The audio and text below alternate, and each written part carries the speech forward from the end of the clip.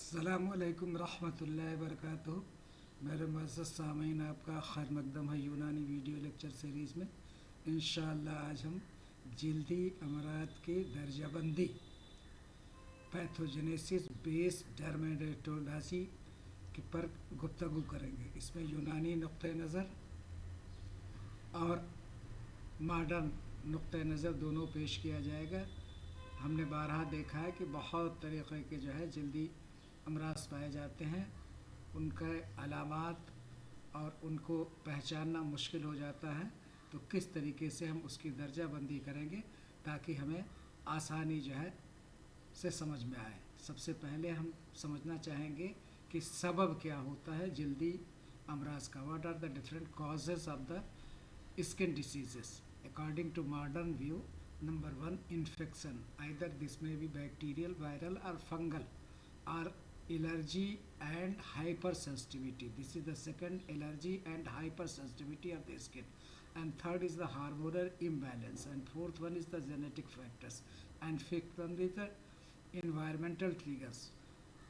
क्या कहना चाहते हैं, या तो तादिया के सबब से पैदा होता है। तादिया जो है जरासीम का हो सकता है, वायरस का हो सकता है, फंगस का हो सकता है, या ज़रूरत से ज़्यादा हमारी जल्द हसास हो जाती है, मसलन जो है पॉलन ग्रेन से, धुएँ से, स्मोक से, डस्ट से, या जो है एस्बेस्टस से मुख्तलिफ़ किस्म के एलर्जेंट होते हैं जिससे हमारी जल्द कुछ ज़्यादा ही सेंसिटिव हो जाती है, हसास हो जाती है। ज़रा सा भी फ़र्क पड़ता है तो कोई न कोई जल्दी अमराज देखने को मिलता है। या हार्मोन्स का, हमारे जिस्म में बहुत सारे हार्मोन्स का अफजाइश होती है, अखराज होता है, और उसमें जब तवाज़ुन में कमी आ जाएगी, इम्बैलेंस हो जाएगा, या फिर जेनेटिक फैक्टर्स विरासत में, जैसे जो है विटिलिगो आपको देखा गया है कि ये विरासत में मिलता है, या कुछ और भी बीमारियां हैं, जुज़ाम वगैरह जो है इस तरीक़े से भी इसी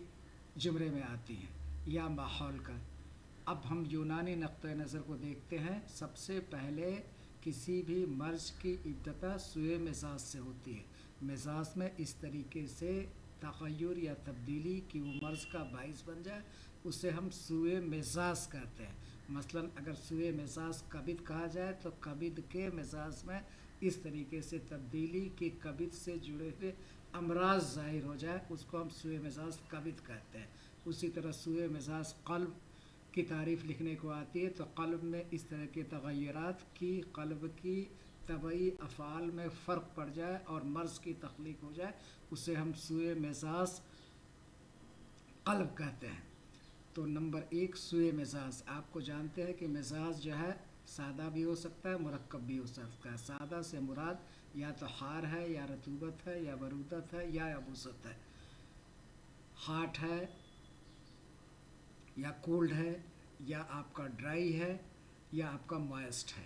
तो ये है सादा। इसमें किसी तरीके का खिल का मादा, खिलती मादा नहीं पाया जाता है। लेकिन जब इसी में खिलती मादा शामिल हो जाता है तो हम इसको मुरक्कब कहते हैं। अब ये मुरक्कब में भी किसी एक खिल्त का गलबा हो सकता है, या एक से ज़ायद खिल्त का गलबा हो सकता है। ये सब मिजाज मुरक्कब में आते हैं। दूसरा है, जब सुए मिजाज होगा उसी वक्त आपको फसाद खिल्त देखने को मिलेगा। यह खिल्त दमी भी हो सकता है, बलगमी भी हो सकता है, सफ़रावी भी हो सकता है, सौदावी भी। नंबर एक दमवी, बलगमी, सफ़रावी एंड सौदाई।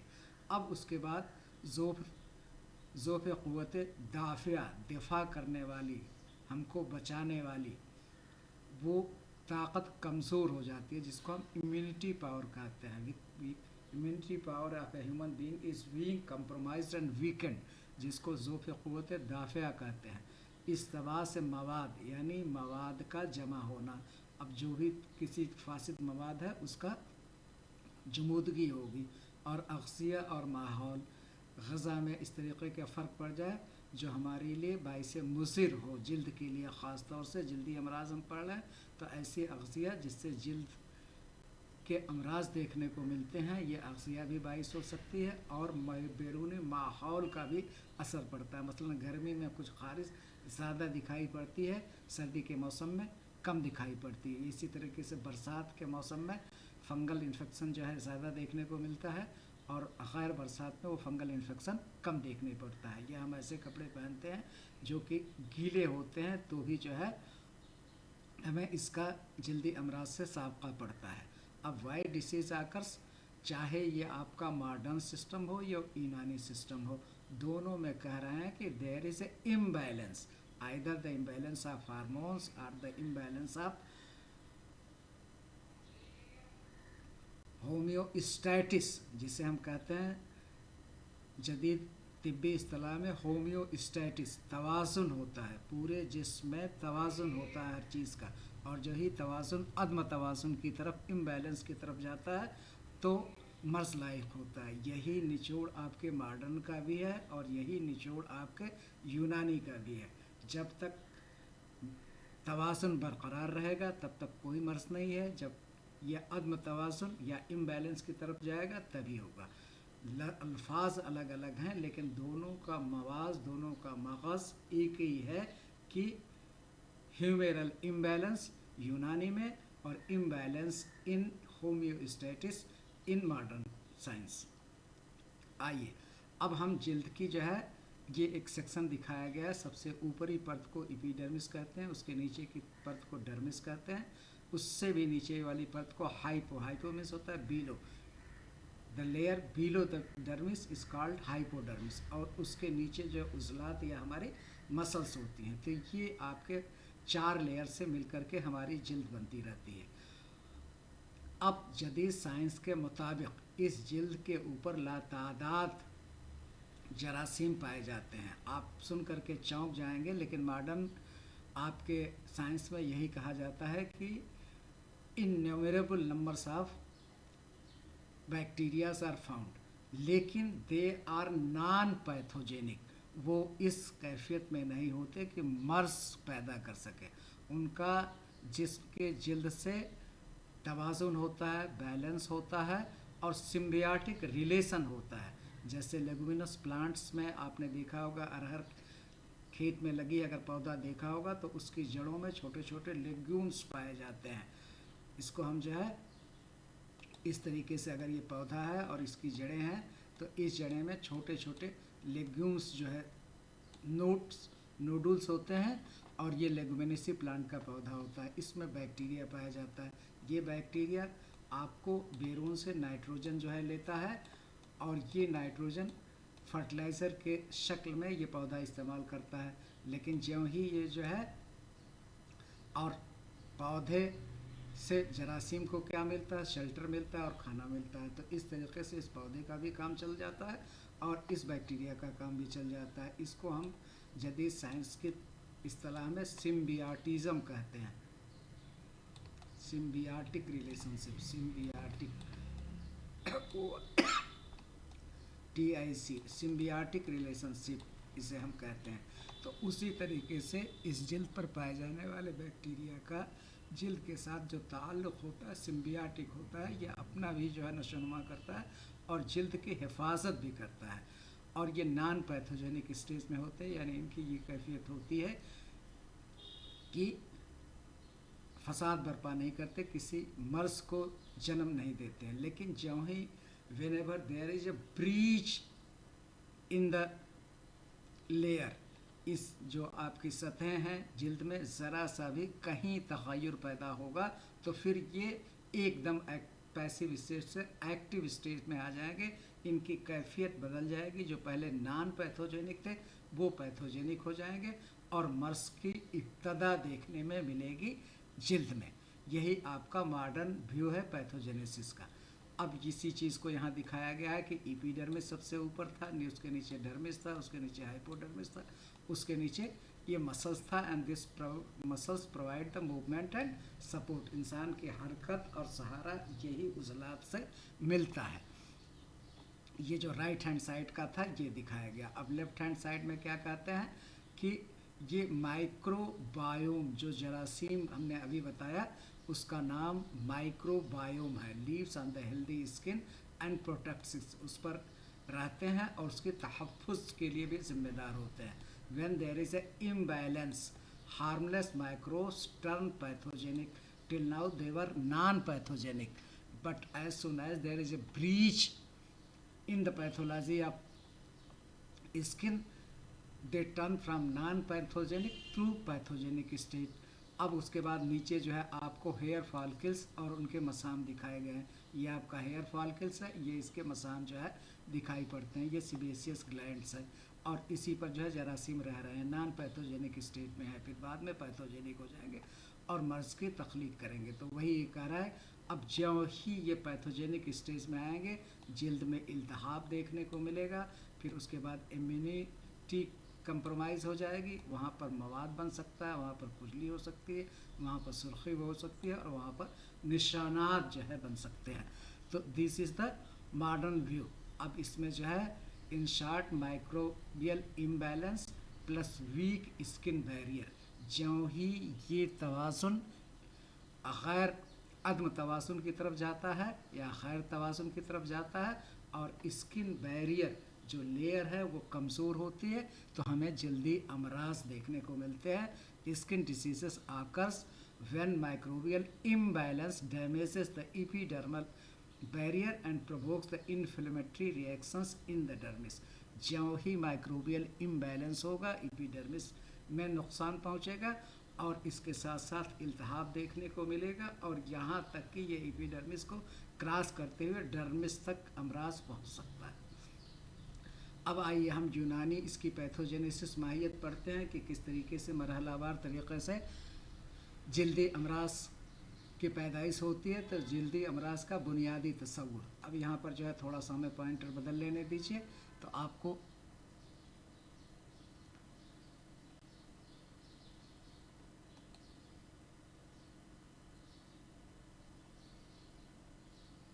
ये जो है पिलत, ये जो है यूनानी तिब के मुताबिक जल्दी अमराज महज जल्द की बीमारी नहीं है. ये सिर्फ जल्द की बीमारी नहीं है बल्कि क्या है, जैसा कि पहले बताया, सुए मिजाज होगा, फिर फसाद अखलात होगा और वही चीज़ यहाँ दी गई. फिर ज़ोफ़ हाजमा व जिगर होगा, इस तबा से मवाद फासदा होगा, ज़ोफ़ क़ुव्वत दाफ़िया होगा. जो आपको ये शुरुआती की जो है थी कि पहले जो है सुए मिजाज हुआ, फिर अखलात का फसाद हुआ, फिर ज़ोफ़ क़ुव्वत दाफ़िया हुआ, इस्तबास मवाद हुआ, अग़ज़िया व माहौल का असर. यही चीज़ यहाँ पर दिखाई गई है. अब उसके बाद मरहलावार क्या है, पहले जो है सुए हाजमा होगा, फिर अखलात की ख़राबी होगी, खुसूसन दम सफ़रा और सौदा और जिगर की कमज़ोरी होगी, मवाद फास्ता का इस्तेमाल होगा, जल्द के मसाम में खरूज पैदा हो जाएगा. यह खरूज क्या है, ऐसा फोड़ा जो गार बना लेता है, कैविटी बना लेता है जल्द के अंदर, उसको हम खरूज से ताबीर करते हैं.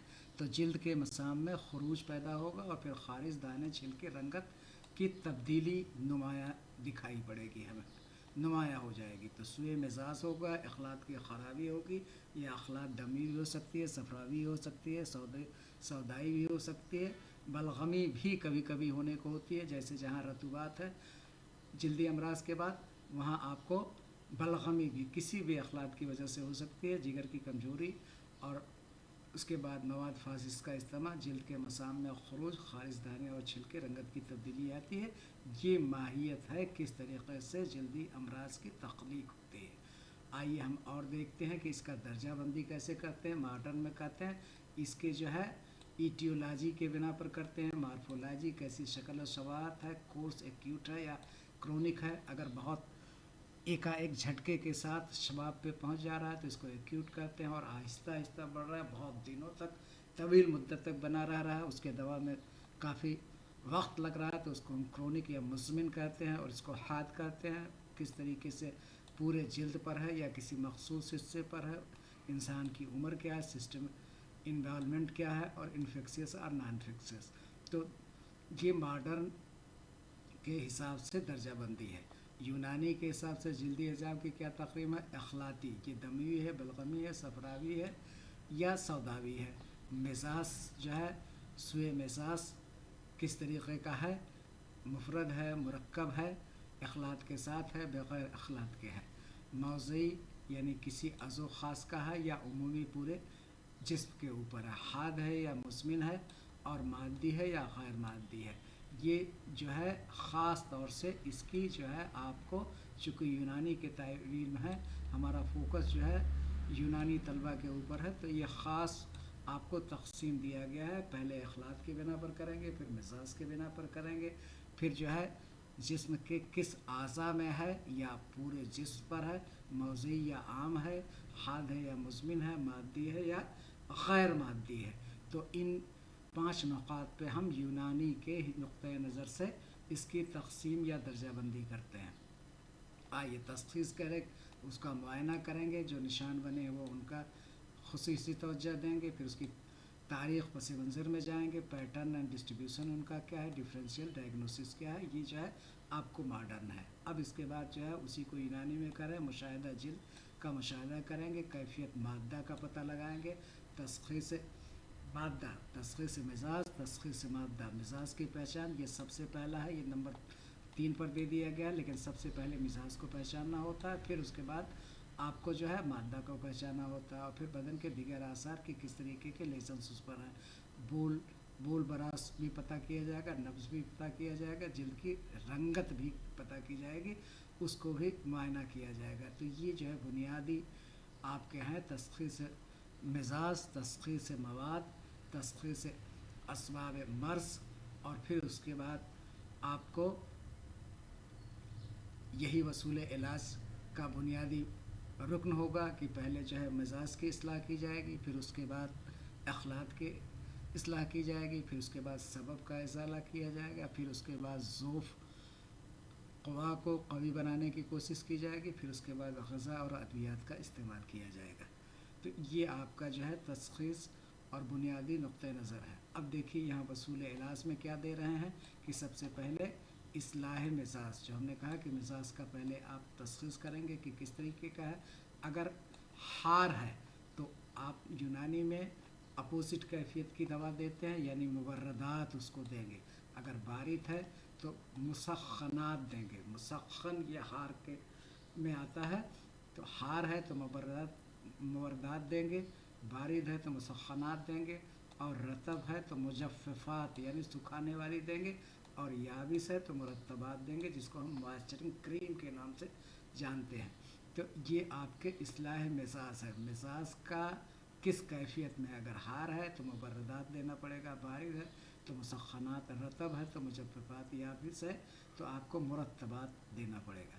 اب تنقیہ اخلاط سے جسم کو پاک کرنا پڑے گا، ایویکویشن آف ماربڈ ہیومرس، جو غیر توازن میں جن اخلاط کا زیادہ غلبہ ہو گیا ہے اس کو جسم سے اخراج کیا جائے گا، اسی عمل کو ہم تنقیہ کہتے ہیں۔ اب یہ مرض کے مطابق سب سے پہلے ممکن ہو تو ملینات سے اس کا ہاضمہ صحیح کر دیجئے تو آپ کو آرام مل جائے گا۔ اگر آپ کو لیگزیٹو سے کام نہیں چل رہا ہے تب اس کے بعد پرجیٹو یا مسالات پر آئیے، ملینات پہلے، پھر اس کے بعد مسالات، پھر اس کے بعد مدرات۔ اب یہ جگر سے بھی جو ہے آپ کے گردے سے بھی باہر کیا جا سکتا ہے، اور جو ہے اوپری یعنی قے کرا کر کے بھی کیا جا سکتا ہے جو ہے۔ پھر اس کے بعد مدرات سودا اور صفرا، اور پھر اس کے بعد فسد حجامہ اگر ضرورت ہو تو۔ یہ اخراج کرنے کے بنیادی وصول ہیں۔ سب سے پہلے آپ نے ملینات دیا، پھر مسالات دیا، پھر مدرات دیا، پھر مدرات سودا اور صفرا مدرات کی ہی یہ کیٹیگری میں آئیں گے، اور پھر اس کے بعد فسد اور حجامہ کریں گے۔ تقویت جو ہے کریں گے عمومی میدا کی کریں گے، کیونکہ میدا سے ہی فساد زیادہ تر سوئے ہاضمہ سے ہی مرد تخلیق میں آتے ہیں، اس لیے جو ہے میدا کو سب سے پہلے صحیح کرے گا۔ اسی لیے ہم نے کہا تھا کہ ملینات اور اس کو جو ہے تقویت دینے کی کوشش کریں گے، کیونکہ فساد جلد ضعف جگر کے زیادہ تر جو ہے آپ کو جگر یا جو کبد ہے اس میں فساد، یا تو آپ کو میدا میں فساد ہوگا یا جگر میں فساد ہوگا، تو ان دونوں کو تقویت پہنچانے کی کوشش کی جائے گی۔ میدا کو بھی جو ہے تقویت دینے کی کوشش کی جائے گی، جگر کو بھی قوی بنانے کی کوشش کی جائے گی۔ پھر اس کے بعد تصفیہ، جس کو کہتے ہیں پیوریفیکیشن، بلڈ پیوریفائر کا استعمال کیا جائے گا، خاص طور پر اس میں جو ہے قوبہ، دارالصدف میں، اور جو ہے آتش نما جلدی امراض اور مزمن خارش میں۔ یہ جب 4 طریقے کے آپ کو جلدی امراض ہوں جس میں فساد دم کا امکان ہوتا ہے، فساد دم غالب ہوتا ہے، دموی اخلاط ہوتے ہیں، ان کا جو مثال ہے نمبر 1 کوبا، یہیں بچے یاد کر سکتے ہیں کہ کون سا جلدی امراض ہے جو دموی اخلاط کے غلبہ یا فساد کی وجہ سے ہوتا ہے، تو نمبر 1 کوبا، دوسرا دارو صدف، تیسرا آتش شما جلدی امراض، اور مزمن الخاص خارس اگر ہے تو اس طریقے سے آپ کو تصفیہ خون کرنا ہی کرنا پڑے گا۔ اب اس کے بعد جو ہے علاج مفرد و مرکبات دونوں طریقے کی ادویہ استعمال کی جائیں گی۔ اب دونوں طرح کی ادویات میں کیا، پہلے خون صاف کرنے والے شاہتر ہے، سارسوپاریلا ہے، چریتا ہے، نیل فرنگی ہے، اناب ہے، اسپرگس ہے۔ یہ آپ کے سارے ادویات آپ کو خون صفا کے زمرے میں آتی ہیں۔ پھر اس کے بعد جگر کی اگر اصلاح کرنی ہے، لیور کی کبد کی اصلاح کرنی ہے تو کاسنی اور مکوہ یہ بہت ہی خاص ہے۔ اس کے بعد کبر، عرق مکوہ اور عرق کاسنی۔ سودا خارج کرنے کے لیے افطیمون، سودا کا اخراج کے لیے افطیمون، بسفارج، حلیلہ سیاہ اور استخدوس، یہ جو ہے مفرد بھی ہوتا ہے، مرکب میں بھی استخدوس ہے، تو یہ سودا کے اخراج کے لیے رام باڑ یا بہت ہی بہترین ادویہ افطیمون، بسفارج، حلیلہ سیاہ۔ حلیلہ آپ کو 3 اقسام میں پایا جاتا ہے، کابلی بھی ہوتا ہے، سیاہ بھی ہوتا ہے اور زرد بھی ہوتا ہے، تو خصوصاً حلیلہ سیاہ جو ہے، سودا چونکہ سیاہ ہوتا ہے بچے اس پہ ہی یاد کرتے ہیں، ہم جو ہے سودا کو جب ریپرزینٹ کرتے ہیں کیسے کرتے ہیں، سیاہی سے کرتے ہیں، بلیک بائلز، تو حلیلہ سیاہ خاص طور پہ قدرت نے اس طریقے کے ادویات جو ہے بے شمار مقدار میں جو ہے آپ کو پیدا کی ہے، جو انسان کی صحت کے لیے اگر مرض بھی دیا ہے تو مرض کے علاوہ ازالہ کا سبب بھی تمام طریقے کے نباتات پیدا کیے ہیں۔ تو حلیلہ سیاہ جو ہے سودا بلیک بائل کے اخراج کے لیے بہت ہی بنیادی طور پر کام کرتا ہے، استخدوس ہے، افطیمون ہے، بسفارج جسے آپ الائچی کے نام سے جانتے ہیں۔ اب صفرا کی اصلاح کے لیے سکنجبین، یہ سرکہ اور لیمو اور چینی کو ملا کے سکنجبین بنایا جاتا ہے۔ تمر ہندی جو املی جسے کہتے ہیں، اسے تمر ہندی ہے، اور کھٹی چیزیں یہ تمر ہندی کھٹی ہوتی ہے، سکنجبین تو خیر میٹھا ہوتا ہے، ترنج ہے، اور ارک گلاب جو ہے، ارک گلاب ٹھنڈا ہوتا ہے، بارد ہوتا ہے، اس لیے جو ہے، اور صفرا گرم ہوتا ہے، تو تضاد کیفیت کے ارک گلاب آپ کر دیں گے۔ خارش اور التہاب اگر ہے، کھجلی ہو رہی ہے اور سوجن ہے تو سنبل سفید، یہ بھی جو ہے، کافور، یہ سب ٹھنڈی ہے، گلاب اور تباشیر، یہ خاص طور سے آپ کو یاد کرنے کے لیے ہے۔ یہ بہت ہی ہم نے کرکس مواد دیا ہے، بہت چھوٹی چھوٹی چیزیں دی ہیں، اگر ایک بار یاد کر لیں گے تو تا زندگی انشاءاللہ آپ مکمل حکیم بن کے ابھریں گے۔ اللہ رب العزت سے دعا ہے کہ آپ جو ہے آپ کے ہاتھوں میں اللہ تعالیٰ شفا دے، جس مریض پر اپنا آپ ہاتھ لگائیں وہ مریض کو شفا ملے، اور اللہ تعالیٰ آپ کی خدمات کو قبول فرمائے۔ اب مرکبات میں اتری پھل شاہتر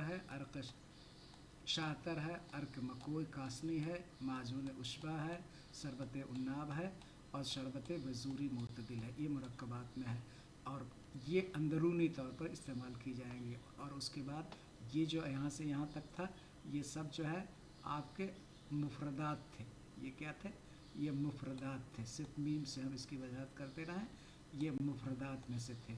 اب اس کے بعد جو ہے یہ مرکبات دونوں ہیں، اب یہ اندرونی یعنی اورل جو ہے اس کا استعمال کیا، اب اس کے بعد مرکبات بیرونی جو باہری طور پر جو ہے آرام پہنچانے کے لیے استعمال کی جاتی ہے، تو مرہم کوبا، پھر مرہم کافوری، اور مرہم نیم بہت قدرت نے دی ہے، جماد سندل، اور روغن نیم، اور روغن باگچی، یہ تمام آپ کے ادویات ہیں جو بیرونی طور پر استعمال کی جا سکتی ہیں۔ فی امان اللہ، آپ سے استدعا ہے، گزارش ہے کہ آپ اگر پسند کرتے ہیں تو سبسکرائب کیجئے، اور دوستوں میں، احباب میں، متعلقین میں، اپنے مریضوں میں خوب اس کی افشا کیجئے۔